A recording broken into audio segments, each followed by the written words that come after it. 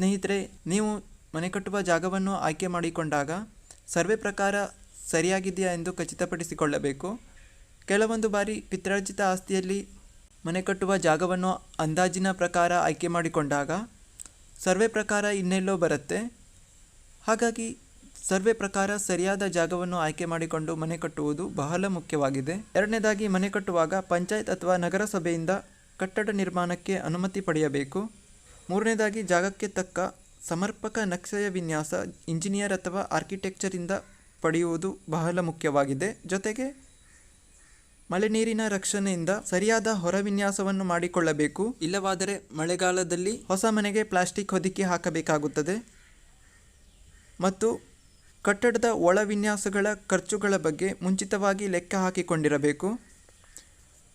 ನಾಲ್ಕನೇದಾಗಿ, ಆಯ್ಕೆ ಮಾಡಿದ ಜಾಗದಲ್ಲಿ ನೀರಿನ ವ್ಯವಸ್ಥೆ, ವಿದ್ಯುತ್, ರಸ್ತೆ ಸೌಲಭ್ಯಗಳನ್ನು ಪರಿಶೀಲಿಸಿಕೊಳ್ಳಬೇಕು. ಐದನೇದಾಗಿ, ಉತ್ತಮ ಗುಣಮಟ್ಟದ ಕಟ್ಟಿಗೆ, ಸಿಮೆಂಟ್, ಕಬ್ಬಿಣ, ಇಟ್ಟಿಗೆ ಇನ್ನಿತರ ವಸ್ತುಗಳನ್ನು ಆಯ್ದುಕೊಳ್ಳಬೇಕಾಗುತ್ತದೆ. ಆರನೇದಾಗಿ, ಉತ್ತಮ ಇಂಜಿನಿಯರ್ ಮತ್ತು ಉತ್ತಮ ಮೇಸ್ತ್ರಿ ಅಥವಾ ಉತ್ತಮ ಕೆಲಸಗಾರರನ್ನು ಆಯ್ದುಕೊಳ್ಳಬೇಕಾಗುತ್ತದೆ. ಏಳನೇದಾಗಿ, ಹಣಕಾಸಿನ ನಿರ್ವಹಣೆ ಬಗ್ಗೆ ಮುಂಚಿತವಾಗಿಯೇ ನಿರ್ಧರಿಸಬೇಕು.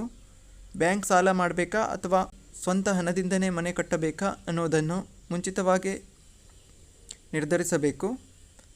ಎಂಟನೇದಾಗಿ, ಮುಂದಿನ ದಿನಗಳಲ್ಲಿ ಮೇಲ್ಛಾವಣಿ ಅಥವಾ ಹೆಚ್ಚುವರಿ ಕೊಠಡಿ ಬೇಕಾದರೆ ಸ್ಥಳ ಬಿಡುವುದು ಉತ್ತಮವಾಗಿದೆ.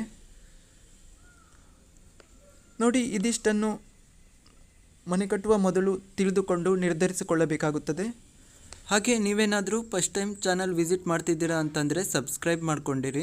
ಹಾಗೆ ಸರಿಯಾದ ಮನೆ ನಕ್ಷೆಯನ್ನು ಆಯ್ಕೆ ಮಾಡಿಕೊಳ್ಳುವುದು ಬಹಳ ಮುಖ್ಯವಾಗಿದೆ. ನೋಡಿ, 20x30 ಒಂದು ಮನೆ ಪ್ಲ್ಯಾನಿಂಗ್ ಈ ರೀತಿ ಇದೆ. ಮುಂಬಾಗಿಲಲ್ಲಿ ಮೆಟ್ಟಿಲು ಬರುವಂತಹದ್ದು. ಸೀಟೌಟ್ 6x10 ಪ್ಲ್ಯಾನಿಂಗ್ ಮಾಡಲಾಗಿದೆ. ಹಾಗೆ ಸೀಟೌಟಿಂದನೇ ಏಣಿ ಮೆಟ್ಲು ಈ ರೀತಿ ಬರುತ್ತೆ. 6x10 ಪ್ಲ್ಯಾನಿಂಗ್ ಮಾಡಲಾಗಿದೆ. ಹಾಗೆ ಮೇನ್ ಡೋರ್ ಇಲ್ಲಿ ಬರುತ್ತೆ. ಮೇನ್ ಡೋರಿಂದ ಒಳಗಡೆ ಬಂದಾಗ ಫಸ್ಟ್ ಹಾಲ್ ಸಿಗುತ್ತೆ. ಹಾಲ್ ನೋಡಿ 10x14 ಪ್ಲ್ಯಾನಿಂಗ್ ಮಾಡಲಾಗಿದೆ. ಹಾಗೆ 2 ವಿಂಡೋನ ಇಟ್ಟಿದ್ದಾರೆ. ಹಾಗೆ ಹಾಲ್ನಿಂದನೇ ಬೆಡ್ರೂಮ್ ಬರಲಿಕ್ಕೆ ಇಲ್ಲಿ ಡೋರ್ ಬರುತ್ತೆ. ಬೆಡ್ರೂಮ್ ನೋಡಿ 10x10 ಪ್ಲ್ಯಾನಿಂಗ್ ಮಾಡಿ ಬೆಡ್ರೂಮಲ್ಲೂ 2 ವಿಂಡೋ ಇಟ್ಟಿರುವಂಥದ್ದು. ಹಾಗೆ ಹಾಲ್ನಿಂದನೇ ಕಿಚನ್ಗೆ ಬರಲಿಕ್ಕೆ ಪ್ಲ್ಯಾನಿಂಗ್ ಮಾಡಲಾಗಿದೆ. ಕಿಚನ್ ನೋಡಿ 10x10 ಪ್ಲ್ಯಾನಿಂಗ್ ಮಾಡಿ ಇಲ್ಲೊಂದು ವಿಂಡೋನ ಇಟ್ಟಿರುವಂಥದ್ದು. ಹಾಗೆ ಕಿಚನಿಂದ ಇನ್ನೊಂದು ಬೆಡ್ರೂಮ್ಗೆ ಹೋಗಲಿಕ್ಕೆ ಇಲ್ಲಿ ಡೋರ್ ಬರುತ್ತೆ. ಹಾಗೆ ಈ ಬೆಡ್ರೂಮ್ ಕೂಡ 10x10 ಪ್ಲ್ಯಾನಿಂಗ್ ಮಾಡಿಕೊಂಡು ಇದರಲ್ಲೂ ಕೂಡ 2 ವಿಂಡೋನ ಇಟ್ಟಿರುವಂಥದ್ದು. ಹಾಗೆ ಕಿಚನಿಂದನೇ ವಾಶ್ರೂಮ್ಗೆ ಹೋಗಲಿಕ್ಕೆ ಪ್ಲ್ಯಾನ್ ಮಾಡಿರುವಂಥದ್ದು. ವಾಶ್ರೂಮ್ 4x6 ಪ್ಲ್ಯಾನಿಂಗ್ ಮಾಡಲಾಗಿದೆ. ವಾಶ್ರೂಮಲ್ಲಿ ಒಂದು ವಿಂಡೋ ಕೂಡ ಇಟ್ಟಿರುವಂಥದ್ದು.